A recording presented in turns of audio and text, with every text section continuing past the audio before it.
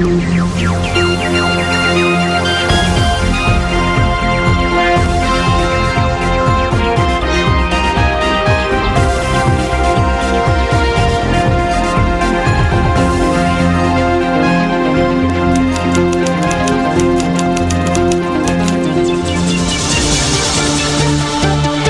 very good evening to you and welcome to Primetime News, coming to you live from the Newsfirst studios here in Colombo. I'm Stephanie Lazarus. And I'm Joel Outscoon, coming to you live from the Newsfirst Center. First, a look at the headlines.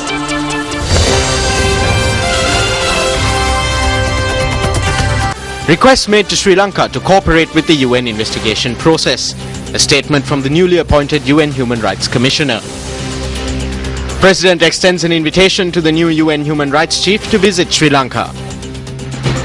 JVP supporters assaulted once again in Munaragala. Oil prices dipped by 10% in the global market in the past 3 months.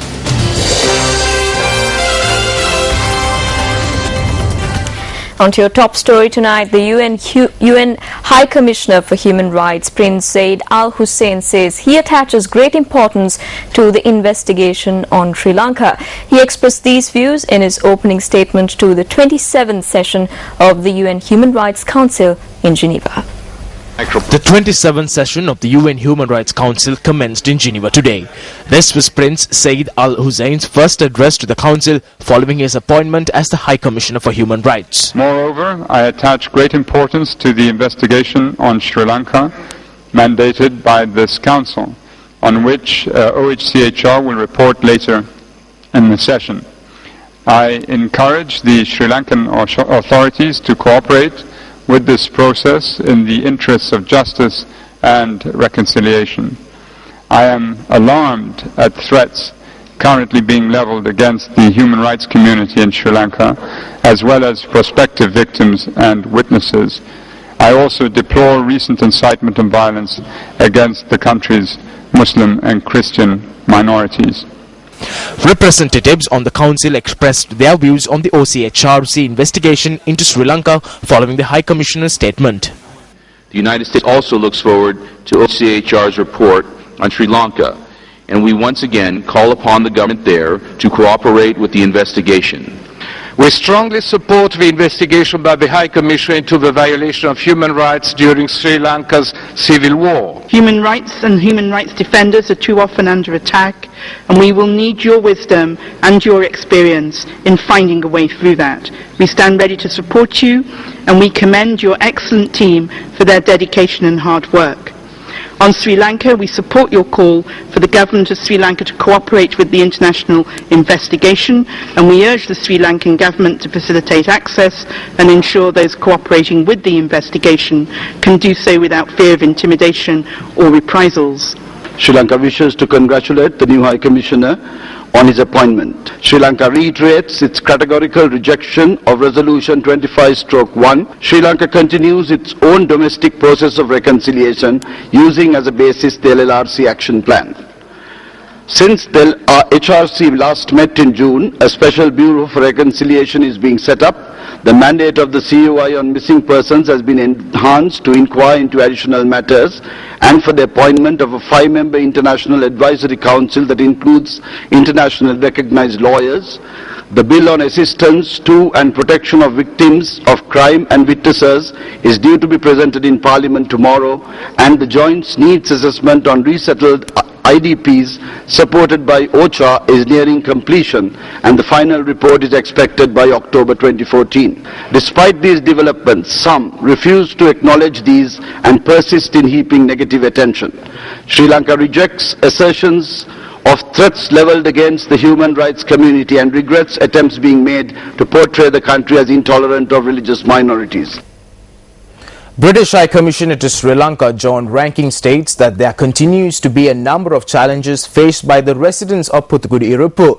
He made the statement on a video posted on the British High Commission in Sri Lanka's website following a 3-day visit to the northern province recently.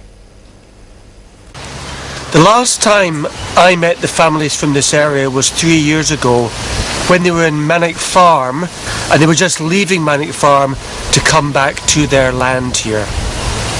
The good news is that they are back in their land. But there are still many challenges here. Many people are not yet in permanent homes. There are issues over access to good, fresh water. Issues over access to employment, with still a high unemployment rate here amongst young people unable to make full livelihoods. And of course, many families still have questions about what happened to their loved ones during the conflict. Questions which so far have not yet been fully answered, but which will need to be answered as part of the long-term reconciliation process in Sri Lanka. President Mahinda Rajapaksa says that he invites the new UN High Commissioner for Human Rights to visit Sri Lanka within the year. The President made this remark in a joint statement issued together with Japanese Premier Shinzo Abe. During Prime Minister Shinzo Abe's official visit to Sri Lanka, it was decided to elevate Japanese-Sri Lankan relations into a new partnership between maritime countries. President Mahinda Rajapaksa had called on the Japanese Premier to invest in Sri Lanka's new port and airport. Prime Minister Abe visited the Kalaniya Rajamahavyara this morning prior to his departure from the country. Chief incumbent of the Rajamahavyara, Venerable Professor Kollupitiya Mahinda Sangarakita, invoked blessings on the Japanese Premier.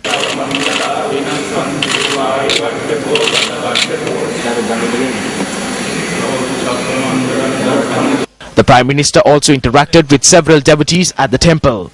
Thereafter, Prime Minister Abe travelled to the Katunaika airport, where he boarded a special flight. This is incidentally the first time in 24 years that a Japanese head of state visited Sri Lanka.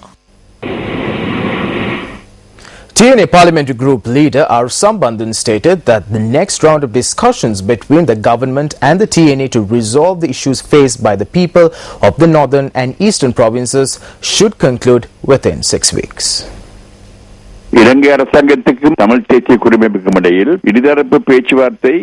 Discussions between the Sri Lankan government and the TNA have been continuing for over a year now. Discussions were halted by the Sri Lankan government, not the TNA. We are ready to engage in discussions at any given time. However, these discussions should be based on trust and should be meaningful. These discussions should not be conducted merely to hoodwink the international community. The discussions should have a definite time frame. We have been engaging in discussions about these issues for the past 60 years. We have documented proof of discussions. That is why we state that the next round of discussions should end within a particular time frame.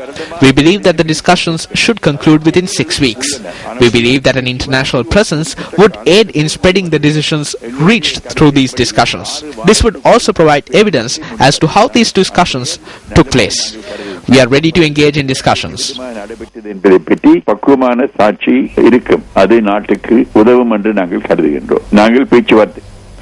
Veteran diplomat Dr. Jayantha Dhanapala says multilateralism is a primary answer to global problems and that the United Nations is the embodiment of multilateralism. Dr. Dhanapala made this statement at the opening ceremony of the 8th session of the Sri Lanka Model United Nations, which commenced in Colombo today. What you see today is that terrorism is being encouraged sometimes by neighboring countries who have insidious motives of undermining the stability of other countries. And that is very dangerous. It also is very dangerous to have unbridled nationalism and national rivalries when we live in a world where more and more interdependence and globalization requires us to have global responses to global problems. Multilateralism is therefore the main answer, and the embodiment of multilateralism is the United Nations. SLM UN 2014, endorsed by the UN, the Sri Lankan government, Sri Lanka Youth and UNESCO, is being held from today until the 10th of September in Colombo. MTV Sports, Sirasa TV and Shakti TV are the official TV partners of SLM UN 2014.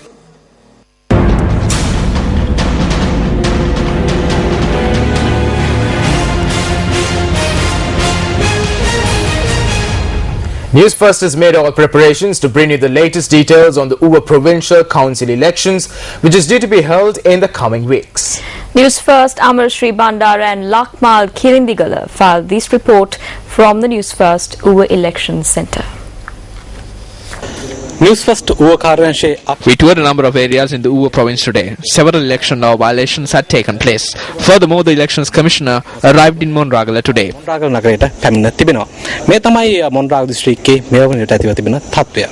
Newsfirst recently brought you visuals of the unruly behavior of an individual wielding a sword in the Monragala town. When Newsfirst Lakmal Kirindagala spoke to the individual in question yesterday, he expressed the following sentiments.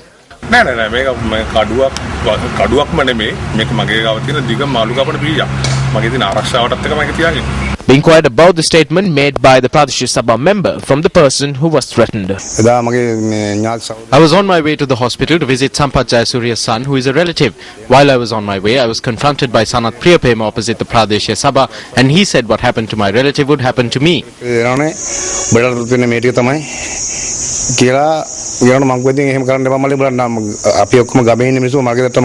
then crossed the road with a sword and threatened me.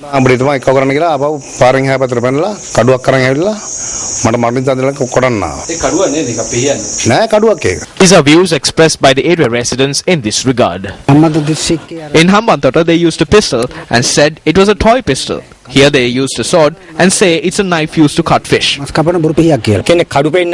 They attack people with swords and say it's not a sword. The same thing was reported in Hambantota. The chairman used a gun and said it was a toy pistol. This type of corrupt political system can be seen here in Monragala. Election officials sealed the Badula Resource Centre in Haliala today as it was used to gather goods in contravention of election laws. These were the visuals that were captured by our cameras on the 21st of August. Elections Commissioner Mahinda Deshapriya, who engaged in an inspection tour of the Badula district, met with media personnel later on.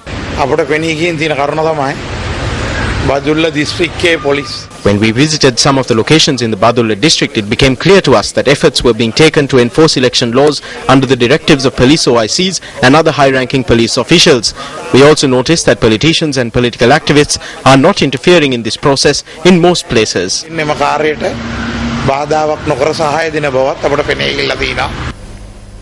Two incidents where supporters of the JVP came under attack in the Monragala district were reported yesterday. The first incident was reported from the Porombo junction between 6:30 and 7 a.m. A group that had arrived in a vehicle had assaulted 3 JVP supporters and had attempted to kidnap one of them. Police media spokesperson SSP Ajit Rohana noted that investigations have been launched into the incident in line with the complaint received. 2 individuals who suffered injuries in the assault are receiving treatment at the Monragala hospital.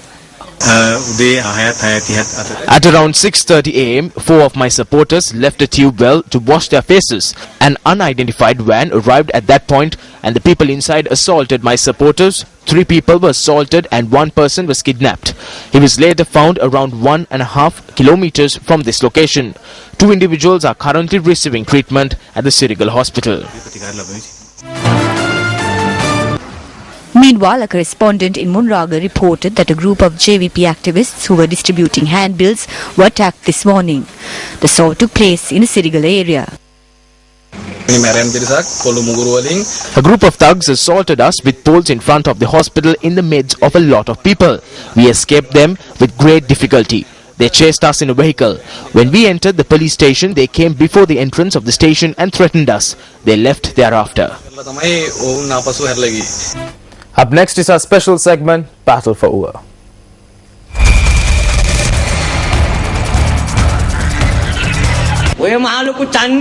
Those mighty thugs don't want to walk on the streets of Mahayanganya without 10 people. Let's bet on that hammer. I have only 2 acres of land. I'm ready to reveal everything, including names and how money was stolen from shops on any stage. Do you know who brought in a massive amount of money to the Mahayangana electorate for development purposes over the past 4.5 years? The president is steering the country towards the path of development. All the people know how money came into the areas like Mahayangana and who is responsible for it.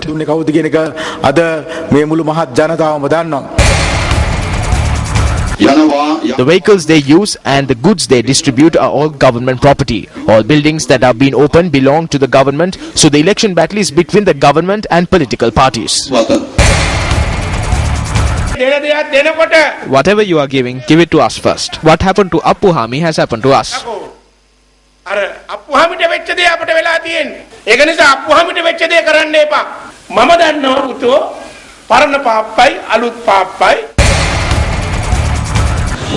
They fool the people in the northwest, the central province as well as the southern province.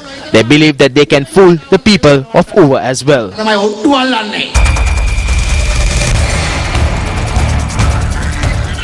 The National Water Supply and Drainage Board says that the Battaramulla Poldua water main, which supplies water to a number of areas, has been repaired. Deputy General Manager Ranjit Pereira noted that the water supply to these areas has also been restored. The Poldua water main, which carried water from the Ambatale Water Purification Centre to several areas, broke down for the second time last afternoon. The water supply to several areas including Kotte, Maharagama, Burlaskamo, Kasbaba, Battaramulla and Malabe was disrupted as a result. Following the conclusion of repair work on the water main this morning, the pumping of water to the tank near the Kotte Rajamahaviharya commenced. However, residents expressed their displeasure, claiming that the water supply had not been restored as of this afternoon.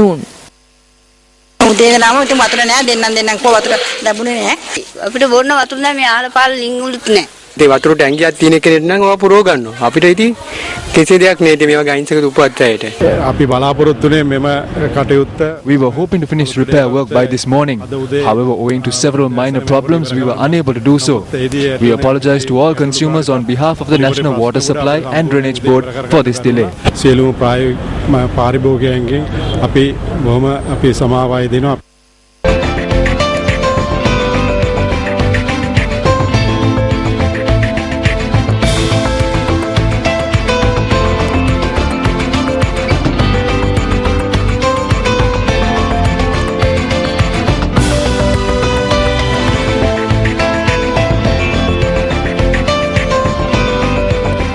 You're watching Primetime News on News First.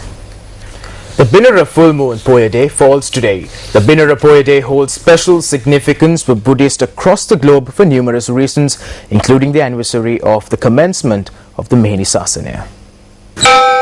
The beginning of the Bhikkhuni Sasana was also recorded on Binara Full Moon Poya Day, when the Blessed One was residing at Nigrodha Ramaya in the city of Kapilavastu. Mahaprajapati Gautami requested permission for women to enter the order. After laying down the 8 tenets of the code to be followed by the Bhikkhunis, Lord Buddha granted permission for the women to enter the order. The teachings of Lord Buddha must be implemented in life. It is not limited to puja and worship. Puja must not be restricted to the Poya Day. It must be observed throughout your life and implemented. Various programs were organized at Viharyas across the country today to mark the Binara Full Moon Poya Day. Large crowds flocked to pay homage to the sacred hair relics placed at the Veragala Sri Vardhanarama Purana Viharya in Mavanalla, which were brought there from the Hunupitiya Ganga Rama Viharya in Colombo. The sacred relics were brought from Colombo to Mavanalla by air.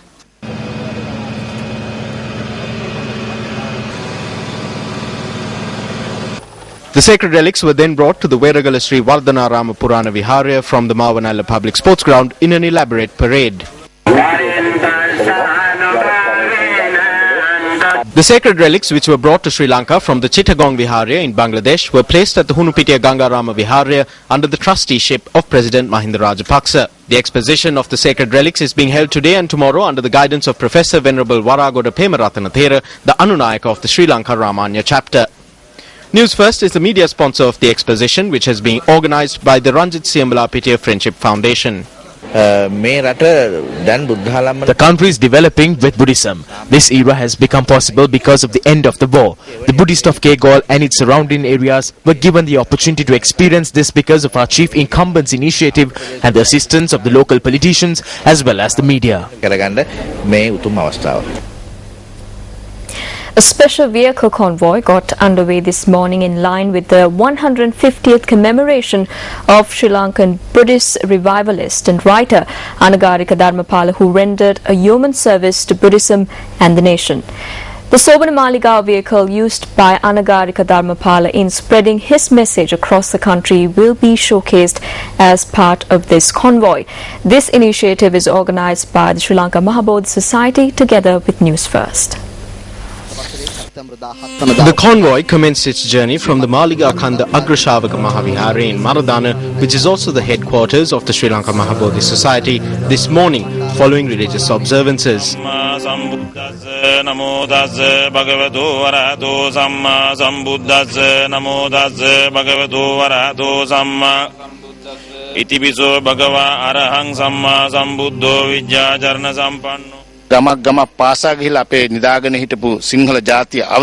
He travelled from village to village and awoke all the Sinhalese who were in slumber.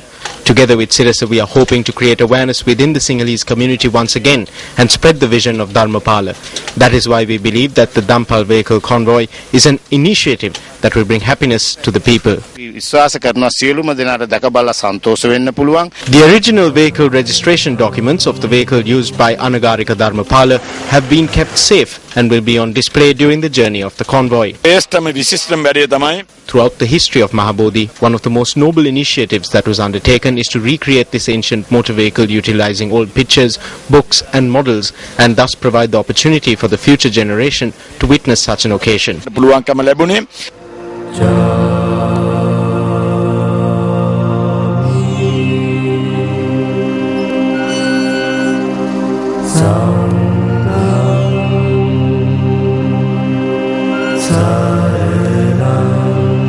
The vehicular convoy, which commenced from the Mahabodhi Centre, made their first stop at Kiribatgoda.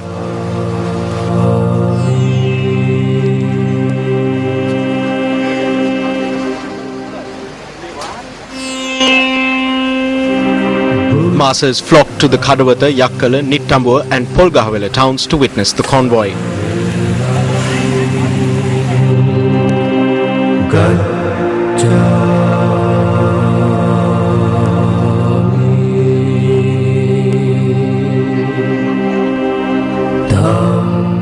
Devotees in the Anuradhapura area will also receive an opportunity to witness the convoy at the Sama Vihare tomorrow.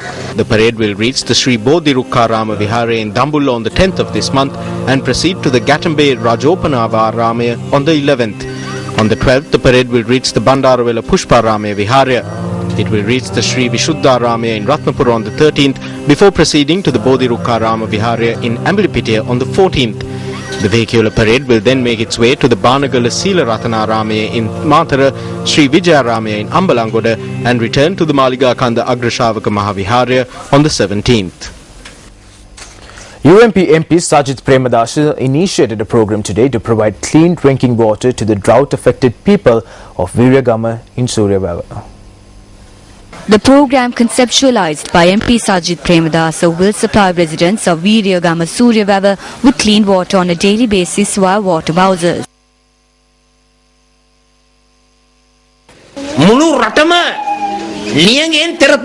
The entire nation has been pushed to the brink by the drought. I was informed that the Chinese president too will be coming to Sri Lanka with a relief package. I inquired into what aid the government was obtaining from China at a time when the entire country has been affected by the severe drought. The aid is to build flyways and expressways. If I were the leader of this nation, I would ask China for relief, for aid for the people who have been affected by this disaster. The message that our government has given the people today is that no matter how much you are battered by drought, they will only obtain aid to build flyways and expressway. Why? Because there is a large commission to be earned from every flyway and expressway that is built.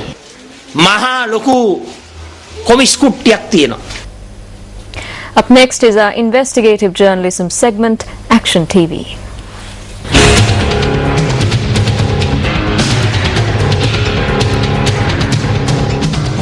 While several experts expressed their views that certain questions in this year's advanced level economics question paper were flawed and outside the subject matter, these views are yet to be confirmed as being false by other experts. The only statement that has been made to the effect that there were no flaws in the question paper was the written guarantee submitted by the examination board, which compiled the question paper to the Commissioner General of Examinations on the 8th of August. On the 9th of August, the Commissioner General of Examinations informed Action TV that since the written guarantee was insufficient, he had informed the examination board that they must categorically prove that the 7 questions initially highlighted by 2 lecturers of the Ruhunu University as being flawed are indeed flawless. However, as of this afternoon, the Commissioner General of Examinations was yet to confirm if he had received such an affirmation from the examination board. Attempts made by certain persons to portray that it was only the two lecturers at the Ruhunu University who felt that the questions were flawed and outside the subject matter were foiled when several other lecturers from several other universities came forward to affirm the initial position of the lecturers of the Ruhunu University via Action TV. Dr. Atula Ranasinghe of the Economics Department of the University of Colombo is among those lecturers. Dr. Ranasinghe has been involved in the compiling of advanced level economics question papers on several occasions, including in 2012. ප්‍රශ්නපත්‍රයේ පිළිබඳ විවේචනයේ පදනම් වෙලා තිබෙන මතයන් මම දෙකනවා බොහෝ දුරට නිවැරදි කියලා. එම ගැටලු අත් වශයෙන් මේ ප්‍රශ්නපත්‍රයේ තිබෙනවා කියන කාරණේ අපිට I see the basis for the view that the question paper is flawed as being correct. We must accept that these problems do in fact exist in this question paper. One of the arguments presented in this debate has been that the advanced level examination is being used to introduce new economic fundamentals and new economic concepts. I believe that story is farcical to a certain extent. This is because no country in the world has ever introduced new economic fundamentals and concepts through a question paper. This cannot be done. This is because the advanced level examination question paper is given to students who are learning economics for the first time in their lives. ප්‍රශ්න පත්‍රයකින් කරන්නේ උසස් පෙළ විභාගයට ලියන මේ ජීවිතයේ පළවෙනි වතාවට ආර්ථික විද්‍යාව ඉගෙන ගන්න ශිෂ්‍යයන්ට තමයි මේ ප්‍රශ්න පත්‍රය දෙන්නේ.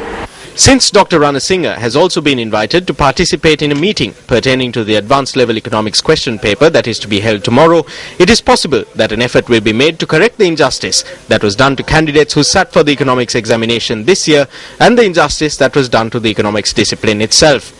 Action TV wishes to cite two questions for the convenience of lecturers from the Sri Jayawardhanapura University who will be participating in this meeting. One of these questions is a question that was included in this year's advanced level economics question paper. The other question was included in the economics question paper in the first external degree examination of the Sri Jayawardhanapura University last year. Which of these questions regarding the money supply in an economy are correct in keeping with economic fundamentals?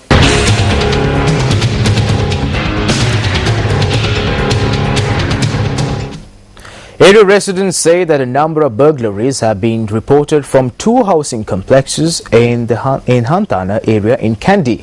They charge that they are not satisfied with the manner in which the police have conducted investigations thus far. It has been 8 months since the Richmond Hill, Hantana and Paradise Park housing complex have been faced with this problem. Area residents state that on numerous occasions thieves have broken into their residences and have stolen a number of items. They have stolen mostly cash as well as gold. They opened our closets and had left a jewellery box on the ground. When we went down to look, the grill window was removed.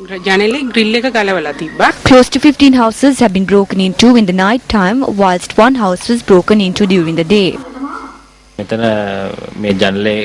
They broke through the window and entered our house and had stolen money as well as jewellery. We requested the police as well as the local society in the area to assist us with security, but they have only provided us short-term solutions.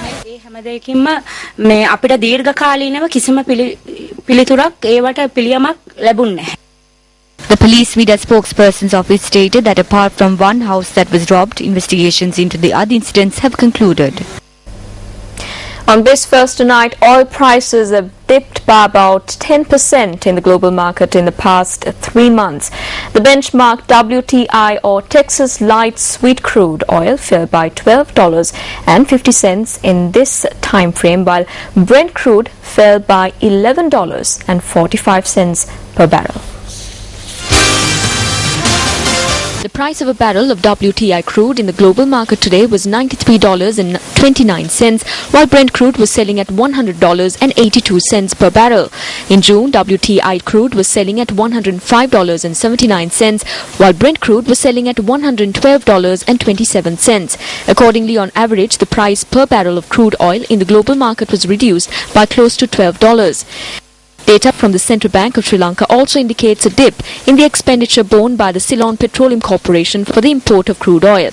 Sepetco imported crude oil at an average cost of $113.42 per barrel in June and $110.30 in July.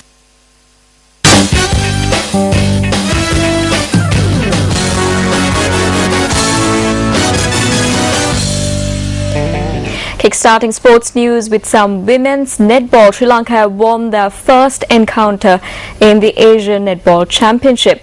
Sri Lanka faced Chinese Taipei in their first encounter of the Asian Netball Championship. The Sri Lankan women secured a comfortable 57-36 victory over Chinese Taipei. The Asian Netball Championship 2014 is being held in Singapore from the 7th to the 14th of September. Sri Lanka are in Group B along with defending champions Malaysia and Brunei, Chinese Taipei and Myanmar.